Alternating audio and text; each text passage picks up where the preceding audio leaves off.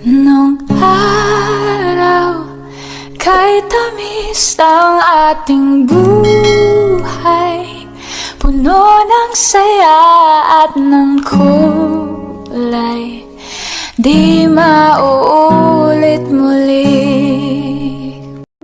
Lumipas ang maghapon dahil kaagad naman umuwi ang parents ko dahil may mga gagawin pa ang mga ito. Si Brian naman pumasok sa trabaho. Naiwan lang kami ni Mami dito. Nasa living room ako ng mga oras na iyon dahil nagbabasa ako ng magazine. Narinig kong tumunog ang telepono ng bahay. Agad namang tinumpot ng kasambahay iyon saka sinagot. Ma'am, may gustong kumausap po sa inyo? Uwi ka ng kasambahay sa akin. Nagtaka man ay kinuha ko ang cordless telephone saka sinagot iyon. Hello? Uwi ka ako sa kabilang linya. Sa akala mo'y maipapakulong mo ako ng habang buhay, Clarice Araneta, ay nagkakamali ka. Gagawin kong impyerno ang buhay mo, kaya magdasal ka na. Uwi ka ng isang boses sa kabilang linya na alam kong si Stephanie iyon. Stephanie? Bakit mo ako tinatawagan? Gulat kong tanong dito. Boba ka ba? Sa tingin mo makakagamit ako ng telepono kung nasa ospital ako? Siyempre tumakas ako, uy. Uwi ka nito sa akin, saka ito humalakhak ng malakas sa kabilang linya at pinutol ang tawag nito. Buiset. Hello? Sigaw ko sa kabilang linya. Pero nawala na doon si Stephanie. Halos maibato ko na ang telepono sa sobrang galit ko sa nararamdaman. Mabilis namang napatakbo ang biyanan kong babae sa kinaroroonan ko. Iha? Bakit sumigaw ka? May problema ba? Nag-aalalang tanong nito sa akin. Mami, nakatakas sa Stephanie sa ospital. Kakatawag lamang niya sa akin ngayon. Nagbabanta. Wika ko sa ginang. Diyos ko, kailangan ma-report natin ito ngayon sa pulis. Sandali lang iha. Tatawagan ko muna si Brian, okay? Para umuwi siya ngayon dito. Tumango lamang ako sa sinabi ng mami ng asawa ko. Diyos ko, bakit ba nakatakas sa Stephanie doon? Ano bang mga klaseng pulis ang nagbantay doon? Mga pulpul. Inis kong bulong sa sarili ko. Nang matapos tawagan ni Mami ang anak nito ay tumawag naman ito sa asawa nito. Kakababa lang ni Mami sa telepono nang tumunog ito ulit ngayon. Si Mami na ang sumagot. Hello? Dinig kong sagot ni Mami sa kabilang linya. Pero sandali lang itong nakikinig sa kausap kaya nagtaka ako kasi namutla na ang Mami ng asawa ko. Mom? Who is that one on the line? Are you okay? Sunod-sunod kong tanong sa ginang. Si Stephanie. Nagbabanta na papatayin daw niya ang daddy mo, iha. Pero wag kang mag-alala dahil ipapasecure ko ngayon kaagad ang daddy mo. Saad nito sa akin. Do it, mom. Saad ko dito. Bakit pa kasi nakalabas ang babaeng iyon? Parang mauubusan ng pasensyang saad ko sa sarili ko. Kinuha ko kaagad ang cellphone ko saka tinawagan si Jessica. Hindi naman nagtagal ay sumagot na ito. Jess, alam mo na ba na nakatakas si Stephanie? Bungad kong tanong dito. Anong sinabi mo? Anong nakatakas, Clarice? Sigurado ka ba? Tanong nito sa akin. Sigurado ako, Jess. Pumunta ka dito ngayon sa mansyon, dito na tayo mag-usap. Saad ko dito. Sige, darating ako ngayon dyan. Saad nito sa akin, saka ito nawala sa kabilang linya. Pupunta na sana ako sa presinto nang sumakit ang tiyan ko. Napatigil ako sa paghakbang, nagtaka ako kung bakit sumakit ang tiyan ko. Hindi pa naman ako manganganak dahil 5 buwan pa lang itong pinagbubuntis ko. Napaigig ako sa sobrang sakit ng naramdaman ko. Napaupo ko sa sahig, iyon ang tagpong nabungaran ng mami ni Brian. Clarice, what happened, iha? Wika nito sa akin nang daluhan ako nito. Mami, masakit ang tiyan ko. Iha kong saa dito. Pero iha, hindi mo pa kabuhanan dahil 5 buwan pa ang tiyan mo. Nagtatakang tanong nito sa akin. Kaya nga ho, mami. Iha kong saa dito. Halika, pupunta tayo sa ospital ngayon din. Doon na lang natin tawagan si Brian sa ospital. Kailangan madala ka sa ospital ngayon dahil may dugo ang lumalabas sa iyo, iha. Nag-aalala nitong saad sa akin. Karding, ang sasakyan pakihanda dahil pupunta tayo ng ospital. Sigaw na saad ang biyanan kong babae. Sa driver nila, 2 ang driver ng mga Araneta. Yung isa kasama ni Daddy. Buhatin mo ang Ma'am Clarice mo, Karding. Isakay mo sa kotse ngayon din. Muling utos nito sa driver. Nagkukumahog pa ang driver na buhatin ako. Nang maingat akong ilapag sa kotse, ay mabilis ding sumakay si Mami katabi ko at binuksan ng guard ang gate upang makalabas kami. Habang sa daan ay hindi magkamayo si Mami kung anong gagawin sa akin dahil sobrang sakit ng tiyan ko. Iha, ano bang masakit sa iyo? Diyos ko, ano bang nangyayari sa iyo, anak? Bakit dinugo ka? Sunod-sunod nitong tanong sa akin sa nag-aalalang boses. Hindi ko po alam, Mami. Bigla na lang po siyang sumakit. Paalis na po sana ako kasi pupunta ako ng presinto. Umiiyak kong saa dito. Anak, baka stress ka. Diyos ko, sana walang mangyaring masama sa inyo ng anak mo, iha. Wika nito sa akin. Ilang sandali lang ay nakarating kaagad kami sa ospital. Mabilis akong pinangko ng driver at ipinasok sa loob ng ospital. And thanks God dahil agad akong inasikaso ng mga doktor. Naiwan si Mami sa labas habang ako ay nasa loob ng hospital suite dahil sinusuri ako. Brow POV. Natigilan ako sa pagdidiscuss nang tumunog ang cellphone ko. Hindi ko sana sasagutin pero ang mami ko ang tumawag sa akin. Kaya nag-excuse muna ako sa mga board members para kausapin muna ang mami ko. Ma'am, bungad ko sagot dito. Bryle, pumunta ka ngayon sa ospital sa may Makati Medical Hospital. Andito kami ni Clarice. Dinugo ang asawa mo. Dalian mo anak. Saad sa akin ng mami ko. Magsasalita pa sana ako kaso nawala na sa kabilang linya ang mami ko.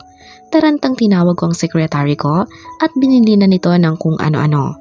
Sa kabinalingan ng mga board members ng kumpanya na may emergency akong pupuntahan sa ospital. Kaya naintindihan ako ng mga ito at mabilis na umalis sa silid na iyon.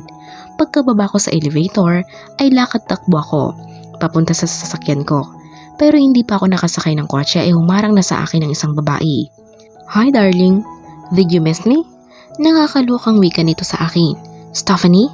What are you doing here? Bakit ka nakatakas? Di ba nakakulong ka? Sunod-sunod kong saad dito. Malamang nakatakas ako ano? Dahil kaharap mo ko ngayon. Patutiyang saad dito sa akin. Shit, I have no time for you, Stephanie. Umalis ka dyan sa tabi ng kotse ko because I'm in a hurry. Saad ko dito sa malabig na boses. Hurry? Bakit? May problema ba, Bryle? Ngising tanong nito sa akin. It's none of your dumb business, bitch. Now, move! Umalis ka dito ngayon din. Saad ko dito sa galit na boses. At kung ayoko, may magagawa ka? Patutyan nitong saad sa akin. Sinusubukan talaga ako ng babaeng ito eh. Mapipilitan akong saktan ka, Stephanie, kapag hindi ka tumabi dyan.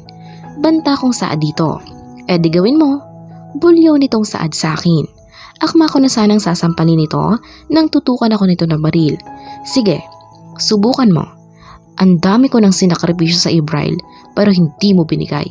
At hanggang ngayon ay bokya pa rin ako. Kaya kung gusto mong mabuhay ngayon, 20 million pesos kapalit ng kalayaan mo. Saad nito sa akin. Are you crazy? Saan ako kukuha ng ganoong kalaking halaga? Hindi pera ang kailangan mo, Stephanie, kundi psychiatrist dahil baliw ka na. Saad ko sa babae. Humahalakak ito na parang demonyo. Talaga? Baliw ako? Ganoon ang tingin mo sa akin? Alalahanin mo na baliw ka din sa anindog ko, Bryle. Huwag kang magmalinis. Nanlilisik ang mga mata nitong nakatingin sa akin. Noon iyon, pero panagsisihan ko ang katangahan ko noon, Stephanie. Dahil mali iyon, asik ko sa babae. Pero nagbago ang anyo ng babae, mas naging mabalasik na itong tumingin sa akin. Hindi ako kailanman isang pagkakamali lang, Bryle. Galit nitong saad sa akin habang tinutukan ako nito ng baril sa sentido. Stop doing this, Stephanie, dahil mas lalong madidiin ka sa batas kung ganito ang ginagawa mo. Wika ko dito sa mahinahon na boses. Diniin na nga ako, diba? Nang walang hiya mong asawa. Pero hindi palaging nauutakan niya ako dahil may paglalagyan din siya sa akin. Nagulat ako nang nagpaputok ng baril ang guard ng company namin. Napaigik si Stephanie sa sobrang sakit na naramdaman nito nang binaril ito ng guard sa balikat nito. Agad kong inagaw dito ang baril sa kasinanyasan ng guard na tumawag ng pulis. Hayop ka, Bryle! Sigaw nito sa galit sa akin. Habang hinahawakan ko ito sa magkabilang pulsuhan niya, diniinan ko pa ito para hindi makatakas. Dapat ka nang makulong, Stephanie. Saad ko dito. Humahangos ako nakarating sa ospital kung saan dinala ni Mami si Clarice. Sa labi pa lang ay nakita ko na ang mami ko. Kaagad akong napatakbo sa kanya. Ma'am, how's Clarice po? Humahangos kong saad dito. Bryle, bakit ganyan ang itsura mo? Bakit may dugo ang damit mo? Saan ka ba galing? Sunod-sunod itong tanong sa akin. Ma'am, mahabang storya po. Pero ang importante ay okay lang po ako. Si Clarice po, Mami. Huling tanong ko dito. She's fine, anak. Kausap ko kanina ang doktor niya. Dinugo siya kasi sa sobrang stress niya. Buti malakas ang kapit ng anak mo sa mami niya kaya walang nangyaring masama sa anak ninyo. Saad nito sa akin. Napabuntong hininga ako ng malalim sa sinabi ng mami ko. Thanks God, pero how is she now? I mean, saan po ang kwarto niya ma'am? Tanong ko sa ina ko. Tara na, sasamahan na kita anak. Iniwan ko lang naman talaga saglit si Clarice kasi hinintay kita dito. Di ka din kasi sumasagot sa tawag ko kaya hinintay na lamang kita dito sa labas. Tulog pa naman ang asawa mo nang iwan ko ito. Wika nito sa akin. Sabay na nga kami nagtungo ng ina ko sa kwarto ng asawa ko. Pero tulog pa ito ng datnan ko. Kaya minabuti ko munang pauwiin si mami para kumuha ng damit ko. May dugo pala ang damit ko kasi dahil sa pagkakabaril ng guard kay Stephanie. Dinala ko pa ito sa presinto para i-report ang nangyari. Hindi ko na alam ang ginawa nila kay Stephanie dahil umalis na ako agad pagka-report ko. At dahil tulog pa si Clarice, umidlip muna ako saglit habang naghihintay ako sa pagbabalik ni mami. Napagod ako, tuluyan na nga akong naidlip, hindi ko na namalayan ng mga sandali. Naalimpungatan ako nang may humawak sa ulo ko. Nakita kong si Clarice iyon. Bryle, kanina ka pa ba? Mahina nitong saad sa akin. Yes ha, nakatulog na nga ako eh. Pasensya ka na ha. Wika ko dito. Anong naramdaman mo ngayon? May masakit ba sa'yo? Tanong kong saad dito. Okay naman ako. How's our baby Bryle? Okay lang ba siya? Balik tanong din ito sa akin. Okay naman daw sabi ni mami. Kaya wala na tayong dapat pang ipangambahan. Pero dapat iwasan mo na ang stress mo, please. Kasi nadadamay si baby eh. Saad ko dito. Pero Bryle, si Stephanie, she's in jail now. Wika ko sa asawa ko. What do you mean? Bakit nasa presinto na siya ngayon? Tanong nitong saad sa akin. Nagkita kami sa kumpanya kung saan ipaalis na sana ako at upang pumunta dito. Nagkasagutan kami hanggang sa bigla niya akong tinutukan ng baril. Dumating ang guard ng kumpanya kaya nabaril siya sa balikat. Iyon ang dahilan kung bakit may mga dugo pa itong damit ko. Kasi sumama pa ako sa presinto upang i-report siya doon. Wika ko dito. My God, napaka-demonyo na talaga ng babaeng iyon. Hindi na natakot sa mga pinanggagawa niya. Dahil sa mga swapang sa pera, kaya siya nagkakaganon. Mas lalo siyang pinapalala ang problema niya. Wika nito. Kaya sa susunod mag-iingat ka ha. Please, dahil hindi ko na alam kung anong gagawin ko kapag may nangyaring masama sa inyo ng anak natin. Wika ko sa asawa ko. I'm sorry Bryle. Gusto ko lang naman kasing makulong ang babaeng iyon dahil napakasama niya. Lahat na lang ginagawa niya para makuha ang gusto niya. I can imagine na may mga ganoong klaseng tao. Napaka-psychotic kung mag-isip. Hindi na iniisip ang kabutihan, kundi puro kasamaan. Yung mga katulad niyang tao na sobrang ganid sa pera. Talagang gagawa ng masama para sa mga nais. Anak, Diyos ko, anong nangyari sa'yo? Umiiyak na saad ng mama ko kasunod din sa Jessica at Papa. Bigla kasing pumasok ang mga ito. Ma, okay na po ako.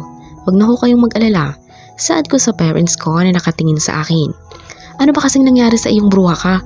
Papunta na sana ako sa mansyon ninyo nang makita kong nagmamadaling umalis sila tita kasi tumawag daw ang biyanan mong babae na may nangyaring masama daw sa iyo. Ano? Kumusta ng baby mo? Diyos ko naman Clarice. Sa susunod kasi, huwag ka munang padalos-dalos baka ikakapahamok mo palalo eh. Wika na dyan sa akin. I'm fine, okay? Okay na ako at ang anak ko. Wala na kayong dapat pang ipag-alala. Mama, Papa. Saad ko sa mga magulang ko. Umiiyak na lamang na lumapit si mama at niyakap ako. Ano kaya ang susunod na mangyayari? Abangan po natin sa susunod na kabanata. Thank you and God bless.